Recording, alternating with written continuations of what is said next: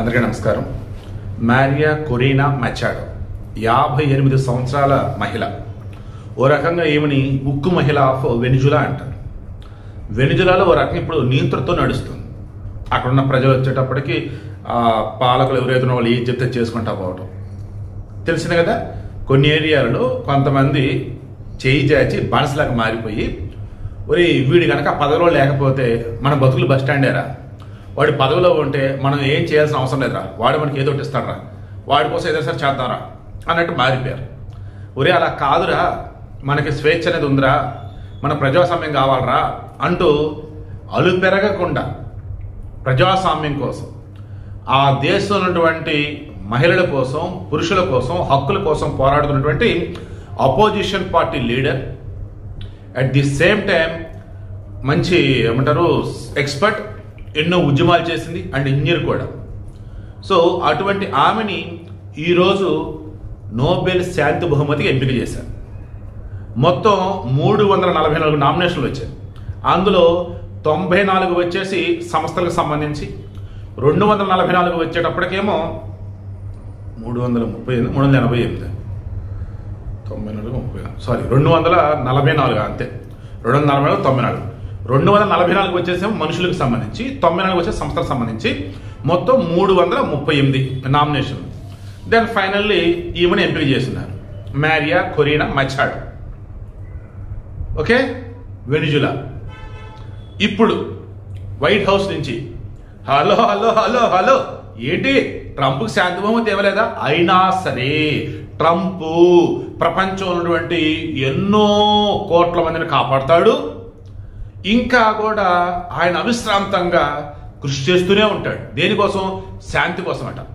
Nobel శాంతి బహుమతి కోసం ఆ దిక్కుమలని జఫాగడు పాకిస్తాన్ ఫస్ట్ ఈ ట్రంప్ నామినేట్ చేశాడు. ఇక అమెరికా అవసరాలు ఉన్నాడు, ఏం చేస్తున్నాడు? ఆ ట్రంప్ అన్నాడు. ఎవరి ట్రంప్? కంపు చేసేవాడు ఈ ట్రంప్, వాడికేంట్రా అవార్డు ఇచ్చేదని చెప్పేసి ససే మేరా అన్నారు ఈ నోబెల్ శాంతి బహుమతి వాళ్ళు. ఫైనల్లీ ఈమెకి ఇచ్చున్నారు. Venezuela opposition party leader. Opposition party కూడా అనొద్దు మనం, హక్కుల కోసం ఉద్యమించినటువంటి ఐరన్ లేడీ. ఇక అమెరికాకి సంబంధించి ఇప్పటి వరకు అమెరికా చరిత్రలో 4 ప్రెసిడెంట్లకు ఇచ్చారు, ఒకరికేమో వైస్ ప్రెసిడెంట్కి ఇచ్చారు నోబెల్ శాంతి బహుమతి. 1906, 1919 వచ్చేసి వుడ్రో విల్సన్, రూజ్వెల్ట్, వీళ్ళిద్దరికి వచ్చేసి అప్పుడు. జిమ్మీ కార్టర్ 2002లో, 2009 వచ్చేసి Barack Obama.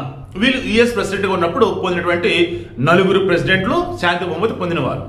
Coming to 2010 before after ఎగ్జాక్ట్గా ఇయర్ చూడలేదు, ఆల్ గోరే. ఇతను యుఎస్ వైస్ ప్రెసిడెంట్గా ఉన్నప్పుడు, మాజీ president, I think vice president, అతను వైస్ ప్రెసిడెంట్గా ఉన్నప్పుడు వచ్చేసి ఈ శాంతి బహుమతి పొందాడు, ఆల్ గోరే. సో 4 గుర్తుంచుకోండి చాలులే. Roosevelt, Woodrow Wilson, Jimmy Carter and Barack Obama. America నుంచి అవార్డు పొందిన ప్రెసిడెంట్ అన్నప్పుడు ఈ 4.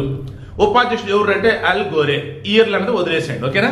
General knowledge, breaking news, current affairs, ఓవరాల్గా అన్ని కవర్ చేసాం. ట్రంప్ను మాత్రం మౌనికా, కూలీ సినిమాలో వచ్చింది చూసావా, మౌనికా బేబీ మౌనికా ఏదో ఉంది, అందులో అంటాడు మధ్యలో వెళ్ళి ఆడుకోరా అని, ట్రంప్ని వెళ్ళి ఆడుకోమ్మా అని అంతా అంటున్నారు. ఎందుకు? ప్రపంచంలో వినాశానికి కారణమైన ట్రంప్, విధ్వంసానికి కారణమైన ట్రంప్. ఆ పాలస్తీనా హమాజ్ వాళ్ళ మీద విరుచుకు పడని ఇజ్రాయెల్కి సపోర్ట్ చేసిన ట్రంప్. ఇలా చెప్పుకుంటూ పోతే బోల్డ్ అని ఉన్నాయి. టెర్రరిస్టులు అంతమందించాలి ఎవరైనా సరే, నేను సపోర్ట్ ఇస్తాను. కానీ నేనే యుద్ధాలు ఆపా, నేనే శాంతి జరిపే హడావుడి చేశాడు చూసారా, అది అందరూ తెలిసింది. అది పెద్ద ఎదవరా బాబు నువ్వేంటి యుద్ధాలు ఆపితే, నువ్వేంటి శాంతి కాముకి ఏంటి అని. ఎప్పుడైతే ఆ పాకిస్తాన్ నామినేట్ చేసిందో నేను ఆ రోజు అనుకున్నా అడ్డంగా పరుగు పోయింది ట్రంప్దని, ఇప్పుడు పోయింది. బట్ వెనిజులా ఉక్కు మహిళను చూసారా, ఆమెను మాత్రం మెచ్చుకోవాలండి. వెనిజులా లాంటి నేతృత్వ దేశంలో ఏదైతే అదేని చెప్పేసి పోరాడుతూనే ఉంది సంవత్సరాల తరబడి. అందుకే ఆమెకు నోబెల్ శాంతి బహుమతి ఇచ్చారు.